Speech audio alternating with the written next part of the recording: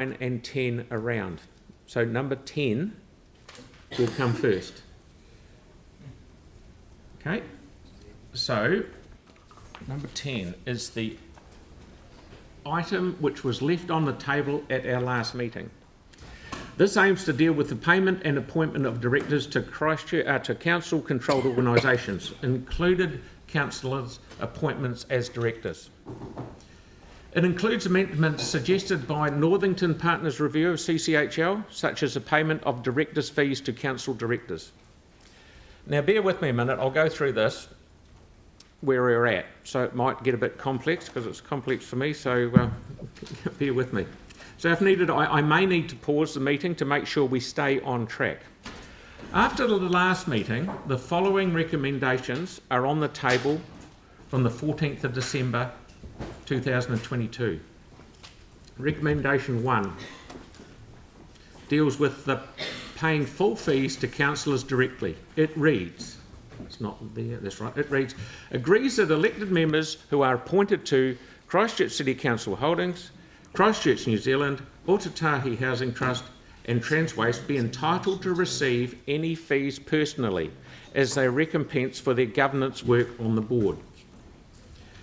There also was an unseconded amendment proposed by Councillor Kewen to add the words at the end of the recommendation, noting that individuals may choose to donate their fees. This has since been withdrawn by Councillor Kewen. There is also a proposed foreshadowed motion limiting fees to the directors of CCHL only, which was not moved, so I've ruled this out of order and it is withdrawn. Prior to this item being left on the table, Councillor MacDonald proposed the following foreshadowed motion if recommendation 1 is not carried. It agrees that elected members who are appointed to Christchurch City Holdings Limited, Christchurch New Zealand, Otatahi Housing Trust and Transwaste will be entitled to receive 67% of their fees personally as recompense for their governance work on the boards, and it directs that the remaining 33% be paid by respective organisations to the Mayor's Welfare Fund. Does this amendment have a seconder? I'm asking. Okay. This is a foreshadowed motion and will be put if the recommendation 1A is not carried. At this point, I want to note that if we do not agree on any new policy about paying councillors their directors' fees, the status quo remains, and councillor directors will be required to pay their fees to the Mayor's Welfare Fund like we did last term. To be clear, no new amendment or motion is needed to continue with the status quo. The remaining recommendations 2 to, I think it's 14, because 2 to 14 will be put, unless we have any amendments. Now, just a couple of things to note. Recommendation 12 requests that public service discount be applied. After discussing this further, I understand we have an agreement to remove this recommendation. So we will strike recommendation 12 and it is no longer needed. And Mr Mayor, the reason for that, just so I'm clear, is because we got confirmation that that public sector discount is already in place. Yes. So it's sort of redundant. Yes, we discussed this yesterday. Exists. Okay.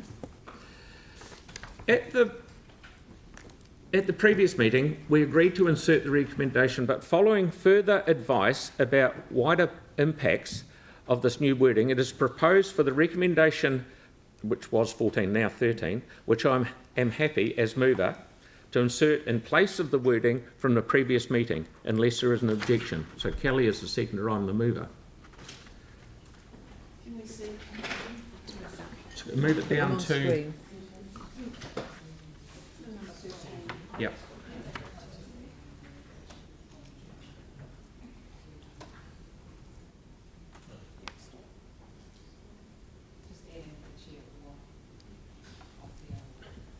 So that's not the updated wording though. That's the original one. Oh, is it? Okay. We'll just get ourselves up to... That's it. That's it. Stop. There we go. No, go up. There. Yeah. So which one am I looking at? Oh, there you go. No, actually, sorry, go down. Number 13. Currently. That 14 still hasn't changed. So the wording that I had, which I'll give Sorry, that Leah, to me. carry on, Leah. So Yep. 14, so we're talking about 14, allowing the Christchurch NZ Board to carry out its own appointments process instead of CCHL. The updated wording was, should have brought my glasses. Whilst it's noted under Section 8 of the current policy, CCHL have responsibility for the appointments of directors to Christchurch NZ and Venues Otautahi. Council recommend that the policy be updated so the chairs of Christchurch NZ and Venues Otautahi are to be added to the Governance and Appointments Committee for their respective appointments. There you go. Okay. All good? We're just breaking in a new team, so just be kind. Yep. So just so I can get my head round this a little bit more, I'll just pause for a second, just so just to see where we're at, because there's a lot happening up here at the moment. Take it in chunks. Okay, we're all good. So I'm just.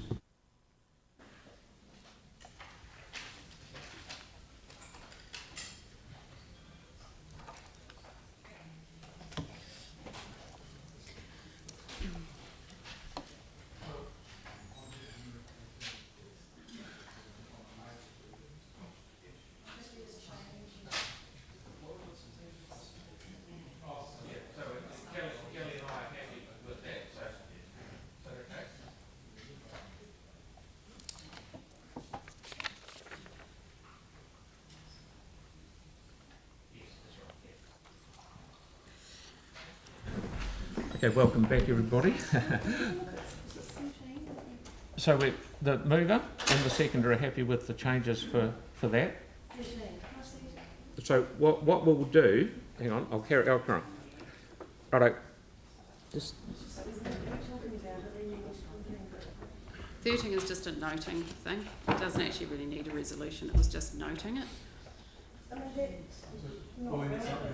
It's not really. It's not. It's more a noting, just noting the fact. I'm not too sure it actually needs to be in there. To be fair, yeah, it's just noting something. Okay, so Kelly and I have agreed, so that's changing. So we're back to our the 1A. yeah 1A is the one we're on to. But I need to bring forward, before we consider any more foreshadow motions or amendments, I'd like to invite Leah to speak to this report and answer any questions that people may have. So Leah, fire away, please. If there are questions. Are there any questions of Leah? We I don't intend to say too much more. I think we've talked a lot about it, but if it's more so, we've talked all around it yesterday. We've had a lot of. So sorry, apologies for being late. I didn't read the run sheet as well as I should have. So just clarifying before we go into questions, did you change the foreshadow motion 1C? That was the only other thing we were changing. No, that's Sam's one. Yeah, it was just. Is that? I came in late, so did that get changed? The team tweaked it, yeah. It's just all it was just changing to having the names Yeah, it's rather on than the screen now, CCOs. Leah. That's right. It's on the screen. That was changed because it wasn't Yes, clear, perfect, and thank now you. it is clear. It's a lot. Thank It's you. a lot better. Okay. So yeah, I'm just going to go to questions if anyone's got questions really. Okay. So we on now. I was just going to ask, can we break up the decision making just so that we don't get confused Yes. what we're talking about? We'll take Do it each in one at a time. pieces. Yeah. Yeah. Is that right? The 2 to 14.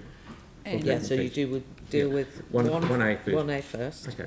the other question I had was, could we note about the public service discount that it occurs? Because there's Yes, no you harm can in do. noting Certainly. that. Absolutely, you Because can, it's councillor. not a Yeah. decision that's just Yep. happening. Absolutely.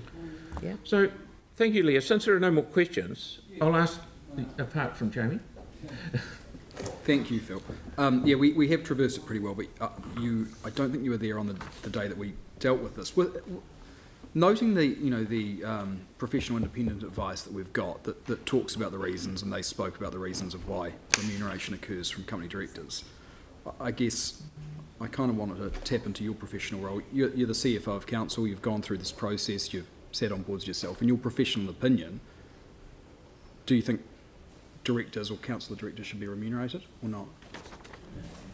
No, it's not appropriate for Leah to answer that question. That's a You can't get a... it's slightly leading question. I think that the only thing I would say is... Do you, okay, let me put it another way. Do you agree with the independent advice, or do you disagree with it? I'm allowed to answer that. I agree with the independent advice. Yes. Okay. It's the officer recommendation that was put forward originally. Yeah, but officers might not always agree with advice that you Well, get. if the officers didn't, if they had disagreed, they would have put that in the recommendations before Christmas. Okay, Yanni?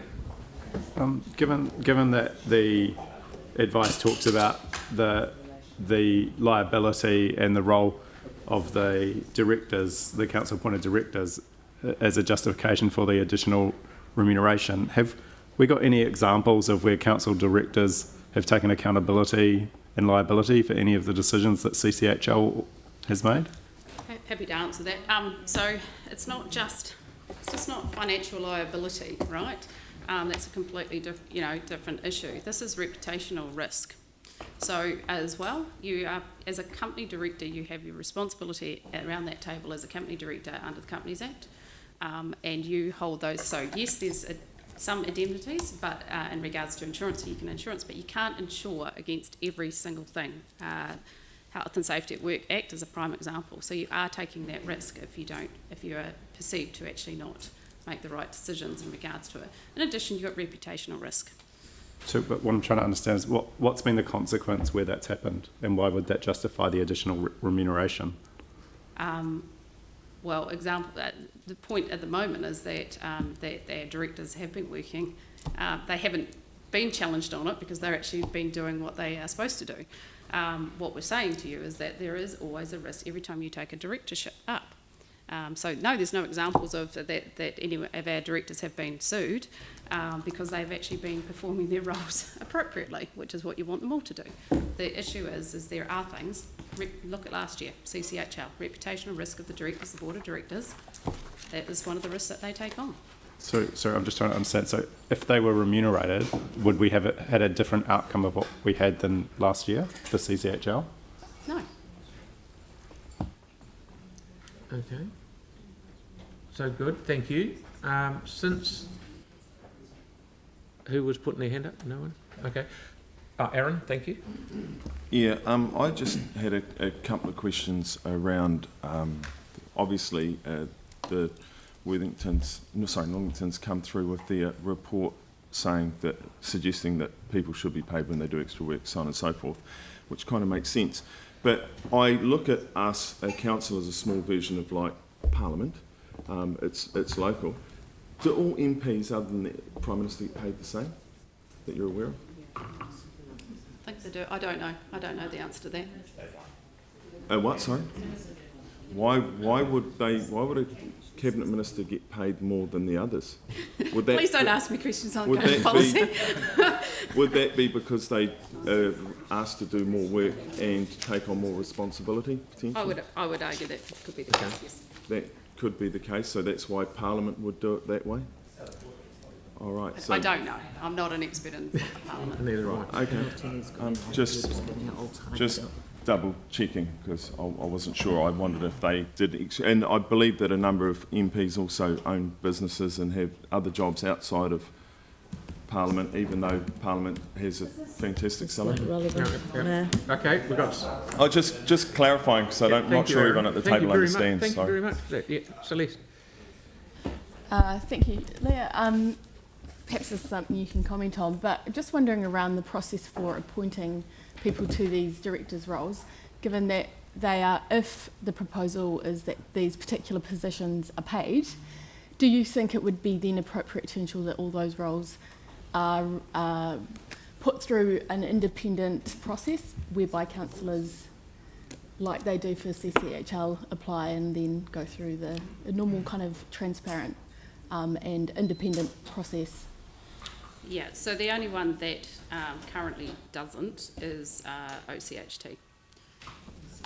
The rest all do, even Transwaste, but that's Transwaste is a different kettle fish because it's got its own agreement. So the only one that doesn't currently is OCHT.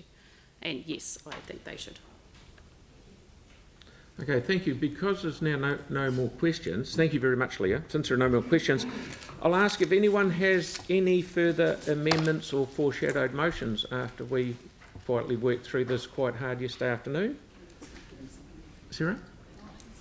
Only if the director fee thing passes, then I think Celeste's point's a valid one, and I'd foreshadow adding a resolution around an independent process for appointing OCHT in the next round. Fair comment? Yeah. Yes. Okay. So there are none. Apart from that, thank you very much. In that case, I think. Can we just make sure that we've got them all? Could you just pause for... Okay, I'll pause for a second. Two Yep. minutes for us, please. Yep. We'll just make sure we've got all the notings We got them there. all. Yep.